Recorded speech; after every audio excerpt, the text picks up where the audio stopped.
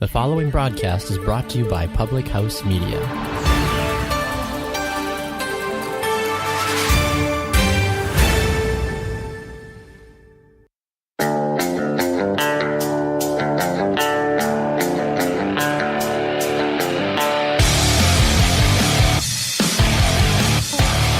Hey everyone, and welcome to Beauties and Headcanons, where we're nerdy and you probably are too.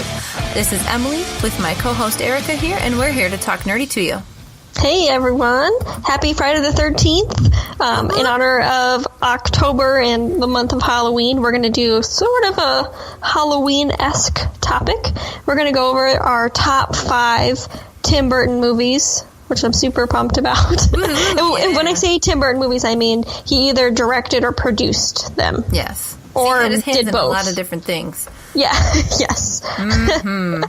So Emily and I have 4 of the same ones, and then the 5th one happened to be different. So we're going to go through them from 5 to 1. We're going to do both of our 5s first, though, just so that we get that out of the way. Sounds like a plan.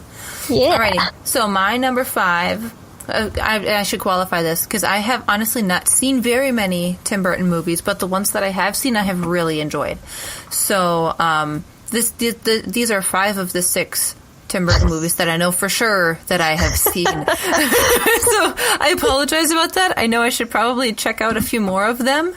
But just going off of the 6 that I've seen, these are my top 5. So I mean, and mine were almost the same. So, yeah, exactly. And I've seen probably twice as many as you. Yeah. Maybe a couple more. I think I've seen like 13. Okay.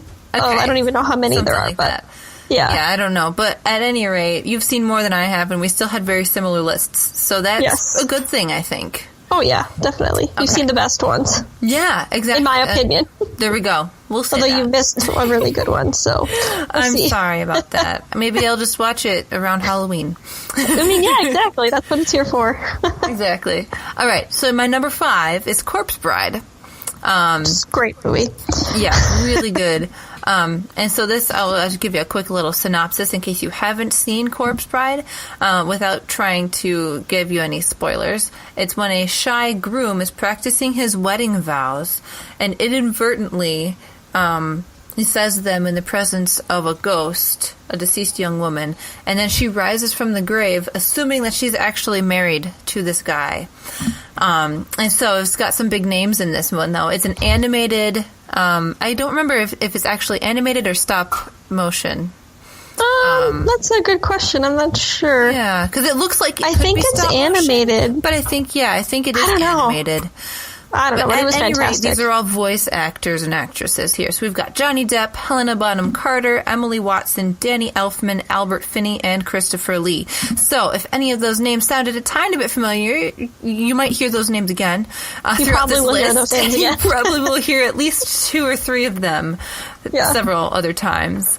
And just a disclaimer, this is a musical. Yes, indeed. There are plenty of songs. They're good songs, and it's not like singing the whole time, but there's plenty of songs. Yes, which is lovely for me, and I think Danny Elfman probably had a lot to do with that, because he also, he's a musician and a composer as well, so he probably did a lot of musical things for that one. So it's really good. I enjoyed it very much.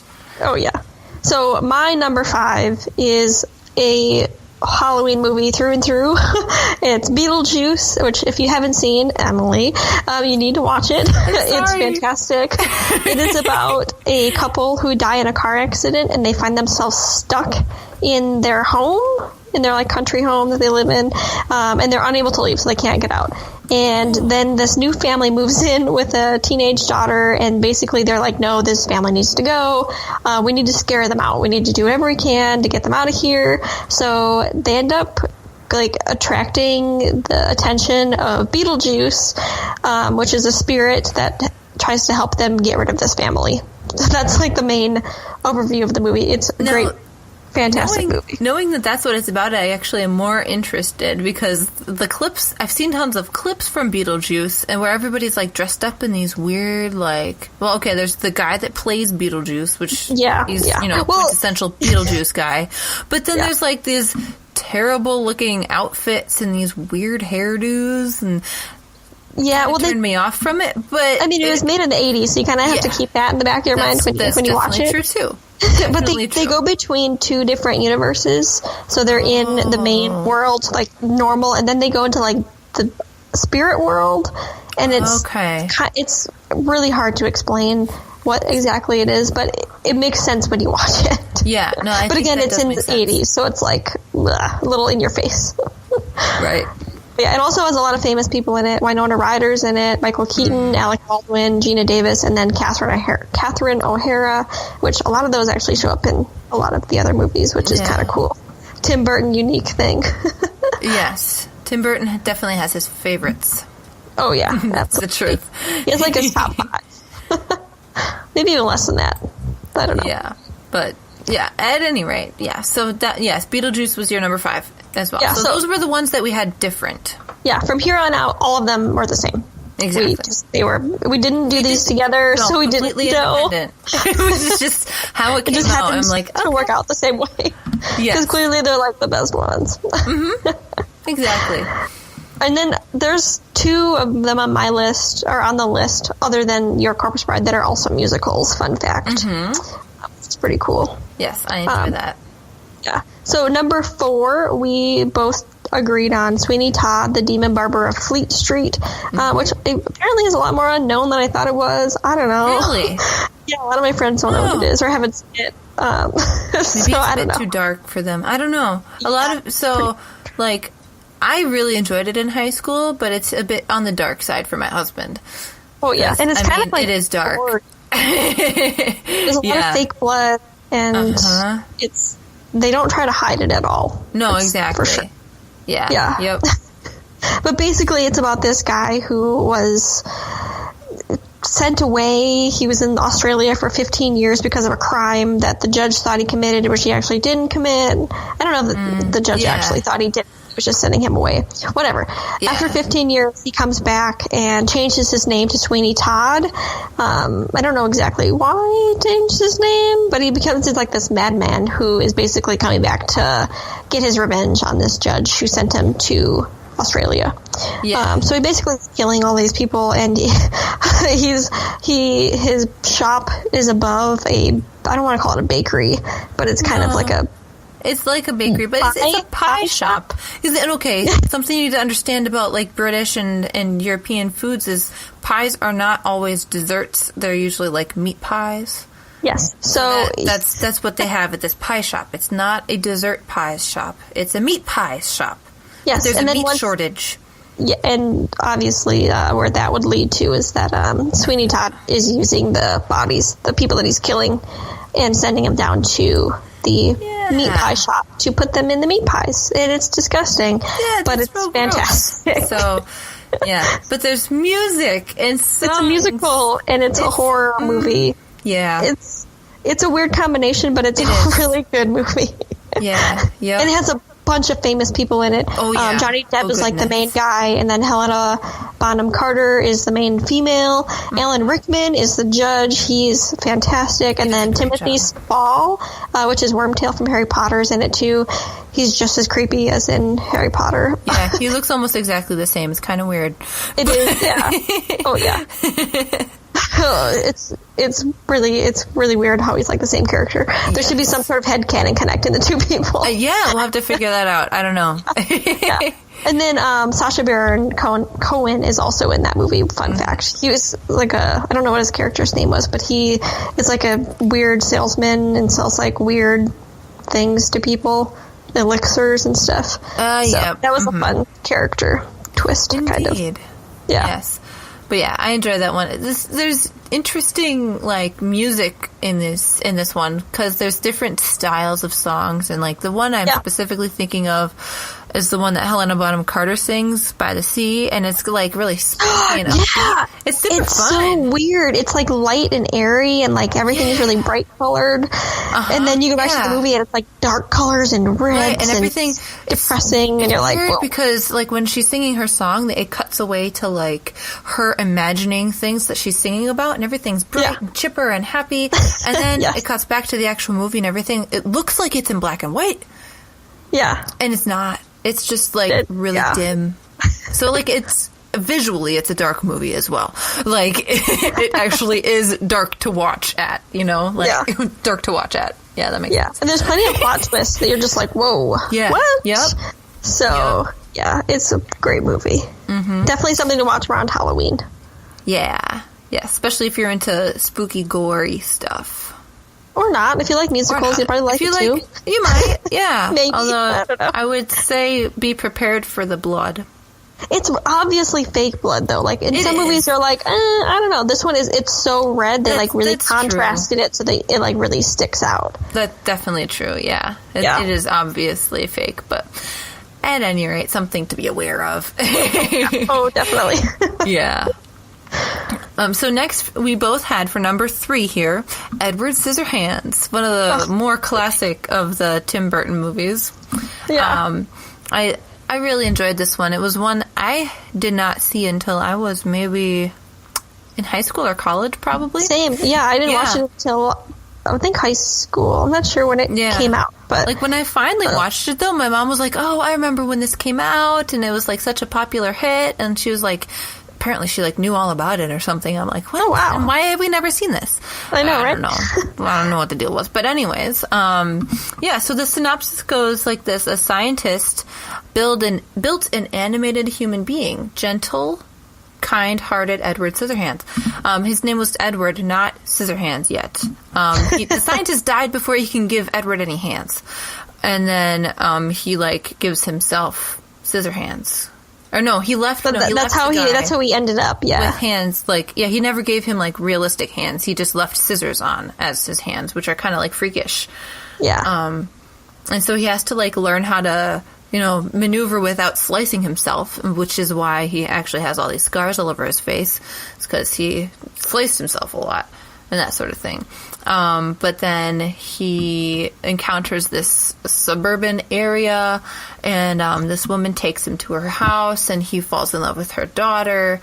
And he's kind of seen as an outcast, but then there's other storyline stuff as well. But his hands are weird, so they're like, you weirdo. Pretty much, scissors for hands. That's weird. But this is Johnny Depp and Winona Ryder. Again, showing up again. There they are, those favorites. So yeah, really good though. It's kind of in a way, it's like a heartwarming, oh, really? That's a cool way to present that. Yeah, so I liked it. It shows off people that are different, but not being so in your face about it, obvious. Mm-hmm. So yeah, exactly. I thought that was pretty cool. And he makes some pretty cool bushes. Oh, yes, right? It really does. I wish they were, realistic, I know. I don't know how he does it, because I think they're, single blades on each finger? Yeah, I'm really Or they're two? I don't know. It just, logistically, I don't understand how it works, but either way, it's pretty cool. Yeah, definitely. Yeah. All right, so number 2, we both chose a cult classic, The Nightmare Before Christmas. It really doesn't need any explanation. Everyone hopefully has seen it already. Oh my goodness. If you haven't, though, it is about Jack Skellington, Halloween Town's Pumpkin King. He kind of gets sick of doing the Halloween thing and stumbles upon Christmas Town, and he brings the whole Christmas back to Halloween Town, kidnaps Santa Claus, and takes on that role and just tries to make Christmas happen in Halloween Town.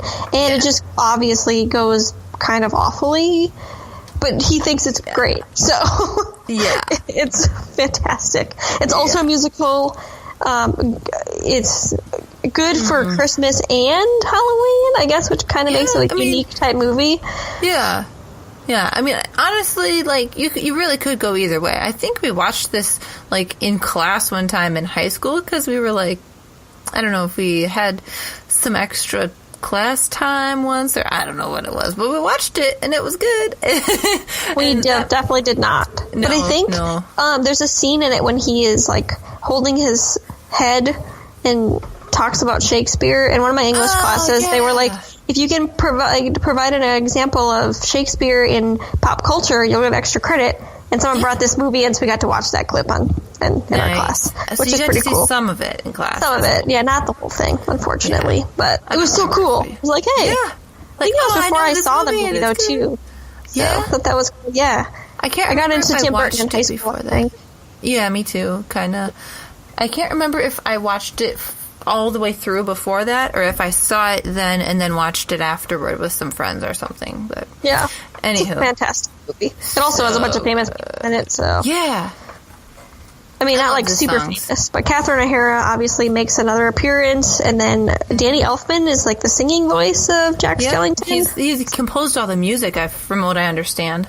Oh, nice. That's pretty cool. He's a composer, so he did all the music and the singing for Jack Skellington. And then, was that Chris Sarandon? Yeah, he did the voice, the regular the speaking voice for Jack. But this one was a stop-motion one, which is so cool. Really? Oh, I didn't know that. Yeah, because it was made in, 94? Something. It was 1990. 90? Anyways, it was 93. 93, okay.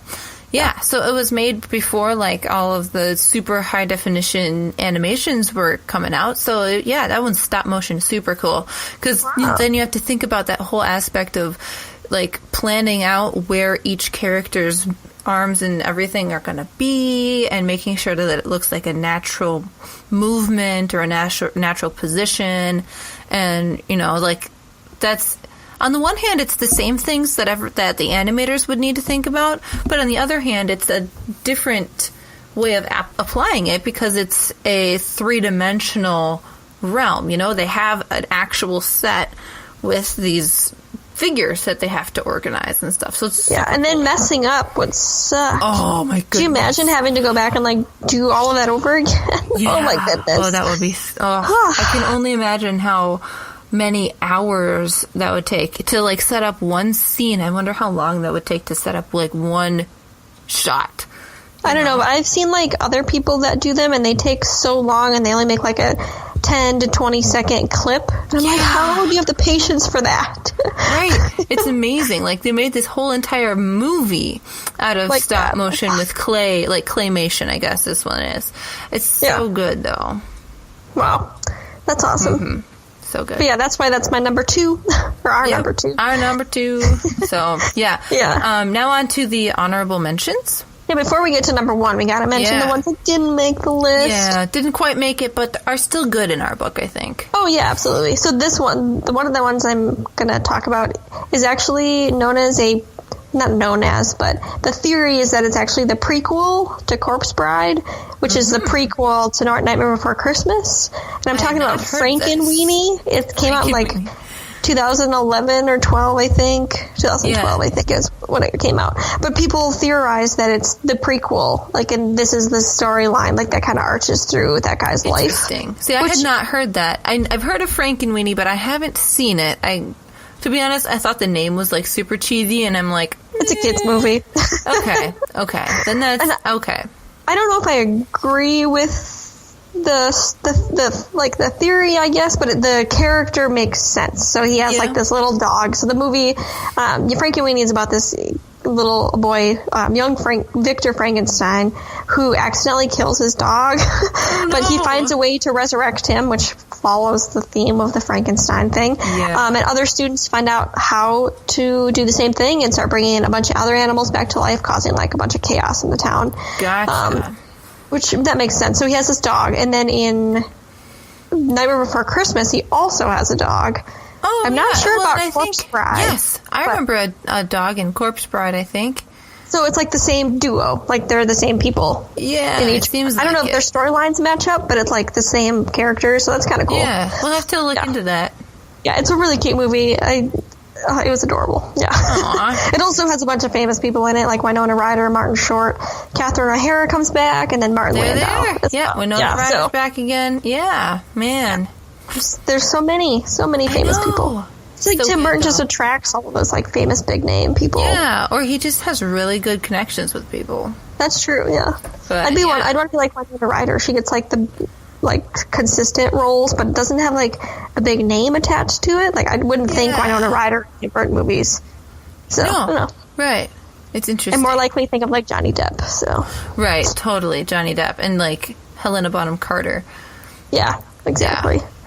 So, all right, another honorable mention, or did you have something else on Frank and Weenie? Nope, that's okay. it. Another honorable mention then, this is the other one that didn't quite make the cut for the top 5, is Alice in Wonderland, the remake version. So this one is Alice when she returns to Underland, basically is the sequel to the original. So it doesn't necessarily follow the plot that's in like the book or the Disney movie, but it's really cool because it's her second trip in, so she's going back. So she's coming back, and she remembers things. And I read the book a couple times, the original actual chapter book, and there's a lot of references that they took from the book and put into the movie, which I thought was really awesome because generally in sequels they just are like, nah, we're just gonna do our own thing, which they didn't. I mean, they did, but that was really awesome how they did that. But they made reference. That's really cool. That makes it way better. Yeah. Well, they quoted certain sections of the book, and they were just like, "Oh my god, why would that's fantastic? Why would you do that?" But it was great. Yeah, no, that's really good. And then it's really it's a vibrant, colorful movie. Oh yeah, yeah. And there's the top billed actors, actresses in here. We've got Johnny Depp, Mia Wasikowska. I hope I said that right. Yep, I think that's right. Wasikowska. Yeah. And Anne Hathaway, Helena Bonham Carter, Matt Lucas, which is also Nardole. Is that from Doctor Who? From Doctor Who. Yeah, I recognize that. I'm like, I haven't seen him in Doctor Who yet, but I know the name. What? Oh, you need to get on that. Yeah, I know. I know. Is it on Amazon Prime? I need to check that. I don't think the new one is yet. Okay, that's the thing. Okay. No, I'm not sure. I don't remember. Okay, but then we've also got Timothy Spall, a.k.a. the guy from Sweeney Todd, a.k.a. Wormtail. Oh, yeah, in it as well. So, and then obviously we cannot forget Alan Rickman was in it. Oh, yes, of course. He's like the saving grace to all movies. He is so good. Yeah. So good. And I feel like we've been just praising Alan Rickman these last, but he's so good. And he just, I know. He left the world too soon. I know. Yeah. He did make a significant contribution, though, and at least we have that. We have all of these great movies that he was in. Yeah. So, that's good. But yeah, so those are our honorable mentions, Frankie and Weenie and Alice in Wonderland. Yeah. So, really good movies, especially they're good for kids, I think. Yeah. Maybe Frankie and Weenie more so for the younger kids, and Alice in Wonderland maybe for the older kids. But yeah, maybe middle school and up from there, because it's a little deep and a little bit intense at times, but it's pretty cool. Fighting and stuff, and but it's good. Yeah. But yeah, so our number one. Do you want to say it, or do you want me to say it? You can say it. Our number one is Big Fish, which I don't know how known this movie is. I don't either. Thought it was fantastic. Yeah. I had never fantastic. heard of it at all until my sister got obsessed with it. This one, and she also brought, I don't know if she borrowed these from a friend when she was in high school or what, but there was Big Fish, Across the Universe, Moulin Rouge, and those movies, I don't know, somehow they all came in a package, not came together for her, but she loved all those movies starting around the same time. So Big Fish was one of them, and she enlightened me about it. So good. Nice. My mom works at a library, so when I was in high school, I would borrow them from the library, and this was one of the ones that I borrowed. I didn't really know what it was about, and I just watched it, and I thought, wow, this changed my world. Yeah, when I first watched it, I was like, this is a really strange movie. What is happening? It's so weird. Yeah, but then the more you watch it, the more it's I understand. Yep, and then you're watch it twice. Wait, now I understand. Yeah. So... Yeah. So basically, it's about a journalist, William, who isn't really that big of a character in the movie. His father, Ed, is dying, and they didn't really have the best relationship because Ed told very exaggerated stories, so William didn't really believe him or couldn't tell if he was telling the truth or not. So William, since he's a journalist, he basically started to investigate all of the tales. You kind of go through the storyline of Ed telling these stories and him as in William, like investigating to see like how he was telling the truth and how he was exaggerating them. Yeah, exactly. But they did it so well. Really, really well done. Because part of it is like flashbacks from the father's perspective as he recounts the details of his life. And other parts are of the son going through these stories to actually investigate them. Yeah. So it's really, really cool. They did a really good job with this. I don't want to like spoil anything, but I liked the build up with the house. Do you remember the house scenes? Where he like went back to the house that he built or something like that? Yep. Mm-hmm. Yeah, that was basically, I don't want to spoil anything, but that was really cool. Yeah, there's not much else to say other than because otherwise we'll have like details spoiled. But exactly, yeah, right. But yeah, there's also a bunch of famous people in this movie, like way more than any of the other ones, I think. Oh my goodness, Ewan. I don't know how to say his name. Ewan. That's such a weird word to say. Ewan McGregor. He plays the young version of Ed, which is the father. Miley Cyrus makes an appearance early on in the movie as like a young neighbor girl, I think. I hadn't noticed. She's super young. I think that's why I watched it. I think that was when Miley Cyrus was becoming famous. Really? And I was like, oh, she's in a movie. I'm going to watch it. Yeah. I think that's why I watched it. Fun fact. That's funny. I know, right? Helena Bonham Carter was in it. Jessica Lange, who was in American Horror Story. I don't know if anyone watches that. She's in it. I cannot say this guy's last name. Steve Buscemi. I don't know how to say his last name. He's in a bunch of with Adam Sandler, I think. Steve Buscemi, maybe? Buscemi, yeah. Danny DeVito, and then Albert Finney. Albert Finney was in another one of these movies, and I can't remember which one it is now. Danny DeVito's character was just great in this. I enjoyed him in that. Yeah, all the actors in this movie were like contributed a lot of really good things. Good job. So, mm-hmm. Yeah. But Ewan McGregor plays the young version of Ed, the father. Is that correct? Yep. Okay. Yeah. So and I didn't like the main guy. I don't think the young or the son was a very famous actor. I don't think I included him on the list. I don't think so. Whatever. He was good too. Yeah, he was good too. So yeah, that's our top 5. Plus the Tim Burton plus 2 honorable mentions. Yep. Mm-hmm. But yeah, definitely recommend watching all of these, especially during October, because they're very Halloween related, kind of. Yeah, I don't think Big Fish is, but the rest of them are. Yeah, I think a lot of Tim Burton's movies have a little bit of a dark air about them. Like, even Alice in Wonderland was a little bit on the dark side. Yeah. So, like, those ones, and like Frankenweenie, that's kind of Halloween-y, because people dress up like ghosts or Frankenstein and that sort of thing. So, yeah, like a lot of these have that theme, I guess you could say. So, yeah. Very cool. Yeah, I really need to get on this Tim Burton movie.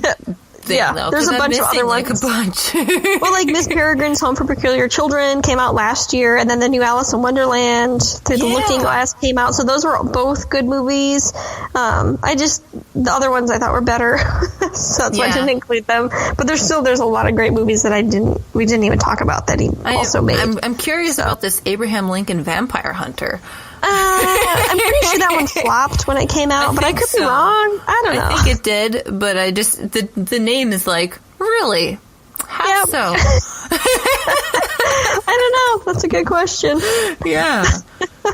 So looking through a list of his filmography, I guess I'm like, oh, really? He was a part of that one? Yeah, I know, right? Wow. I did that a couple times. Yeah. So it's kind of cool. Like Batman. Really? Yeah. Okay. 1989, and then 1992 he did Batman Returns. Mm-hmm. And I think it was Batman Forever was another one. So yeah, he did a couple Batmans, which I haven't seen, so I couldn't put them on the list. But I'm sure they were fantastic, just like the rest of his movies. We should probably check out those Batmans and compare them to the recent ones. The recent ones, yeah. Yeah. That'd be an interesting comparison. Yeah. That would be fantastic. But anyways, thanks for getting nerdy with us. Go ahead and share any of your favorite Tim Burton movies on our Facebook page for sure, because obviously we haven't seen them all. So if you've seen any that we haven't that you think should be on our list, tell us. Let us know. We'd love to find out. Make sure to also like our Facebook page, and you can also subscribe on Spreaker, Stitcher, Google Play Music, iHeartRadio, and iTunes. And also, once you give us a listen, go ahead and review our podcast. Give us a rating on there. That would be really, really nice, because that helps us to know how we're doing, and can also give us some feedback on what we can do better, and just make the show better for you guys. Yeah, definitely. And also a huge thank you to Public House Media for making this show possible. Be sure to check them out on Facebook and Twitter at The PH Media, or on the website at thephmedia.com, just to stay up to date on our podcast, as well as other shows on the network. Yeah, we're adding, Public House Media is adding new shows right now. So yeah, I think they just did. They just added another one. The Wizard, Fantasy Wizards. Fantasy Wizards, not the kind of fantasy that we would talk about. This is like not fantasy even close. Football, fantasy sports. So not the kind not the fantasy or the wizards that we would talk about on here. But they just started that one. They're looking into a few other shows right now too. So keep your eyes peeled for some new stuff from Public House Media. Yeah, and be ready for, I think there's 2 more Halloween-related episodes this month. Woohoo! Yeah. So, so the rest of Halloween is going to have that kind of theme for us. Or the rest of Halloween, the rest of October. Wow. Yeah. So keep your ears open for those next couple episodes, too. All right. Thank you, guys. Bye.